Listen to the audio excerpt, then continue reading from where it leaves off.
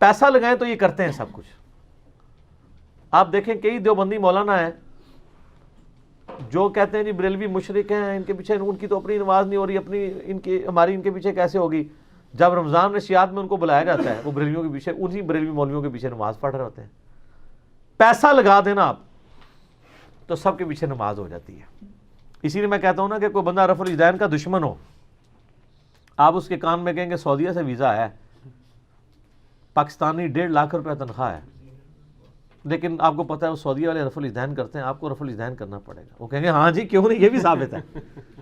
جو بخاری مسلم کی درجنوں حدیثیں ہیں بالکل سیدھی اسٹریٹ فارورڈ رفع الیدین ثابت نہیں کر سکتی, وہ ایک سعودیہ کا ٹکٹ کر سکتا ہے. لیکن سر اس تصویر کا میں آپ کو دوسرا رخ بھی بتاتا ہوں, بریلوی اور دیوبندیوں اور شیعہ سے معذرت کے ساتھ. میرا یہ چیلنج ہے, آپ کسی اہل حدیث کو 1 لاکھ روپے تنخواہ کی لالچ دیں اور اسے کہیں بریلویوں کی مسجد میں امامت کرو, 11ویں بھی دینی پڑے گی, شرکیہ نعتیں بھی پڑھنی پڑیں گی, وہ بھوکھا مر جائے گا کہ امامت نہیں قبول کرے گا. یہ فرق ہے سر. اس لیے کہ جسے توحید کی چاشنی نصیب ہو جاتی ہے نا, اس کے لیے پھر بڑی بڑی مشکلات جھیلنا آسان ہو جاتی ہیں, وہ دنیا کو ٹھوکر مارنے کے لیے تیار ہو جاتا ہے. یہ کر کے دیکھ لیں, اگر کوئی کہتا ہے نا میں بھی کر رہا ہوں, تو دونوں کو آپ کر کے دیکھ لیں. کتنے حنفی ہیں پاکستان کے جو سعودیہ کی مسجدوں میں امامت کروا رہے ہیں, ہم پرسنلی کتنے لوگوں کو جانتے ہیں, صرف ویزا لگا ہوا ہے, گئے ہوئے ہیں. اور یہاں انہوں نے کتابوں میں محمد الوہاب صاحب کو شیطان کا سینگ ڈکلیئر کیا ہوا ہے المہند المفند کے اندر,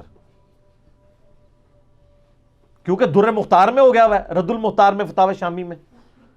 تو اب یہ دیوبندی بریلوی تو جان نہیں چھڑا سکتے کہ ان کے بزرگوں نے, پیر میلشاہ صاحب نے بھی محمد الوہاب صاحب کو شیطان کا ایجنٹ ڈکلیئر کیا ہوا ہے.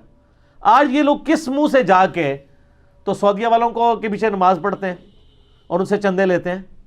آپ کو پتا ہے سعودیہ نے صرف چندے دے کے اہل حدیث کی مسجدیں نہیں بنوائی ہیں, پاکستان میں کئی دیوبندیوں اور بریلویوں کی مسجدیں بھی سعودیہ کے چندے پہ بنی ہوئی ہیں, کیونکہ وہ عربی پیسہ دے دیتے ہیں کہ چلو یار مسجد کے لیے دے دیں. وہاں جا کے یہ سب کچھ کرنے کے لیے تیار ہو جاتے ہیں. جیسے یہ ایئرپورٹ پہ اترتے ہیں تو کہتے ہیں رفع الیدین منسوخ ہو چکا ہے. اور مزے کی بات دیکھیں, جہاں سے آیا تھا ان کو آج تک نہیں بیچاروں کو پتہ چلا منسوخ ہو گیا. اور جو ہندوؤں کی اولاد ہیں, سکھوں کی اولاد ہیں, یہ ادھر بعد میں کلمہ پڑھا ہے نا, کوئی سوائے سیدوں کے کوئی کہہ سکتا ہے کہ میں مسلمانوں کی اولاد ہوں؟ بعد میں ہی اسلام آیا نا یہاں پہ.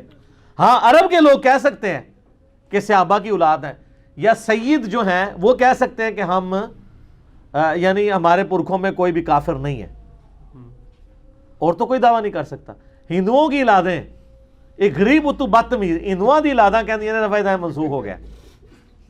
ٹھیک ہے, اور یہ جو سید بھی ہے نا, یہ بھی کان کھول کے سنیں کہ آپ سید تو بنے ہوئے ہیں, تو سید جو ہیں وہ آئے تو عرب سے تھے, تو عرب کے لوگوں کی بھی ذرا نماز دیکھ لیں, اور وہاں سے جو کتابیں ہیں ان کتابوں میں نماز کا طریقہ دیکھ لیں. رفع الیدین پہ تو سنی شیعہ دونوں کا اتفاق ہے.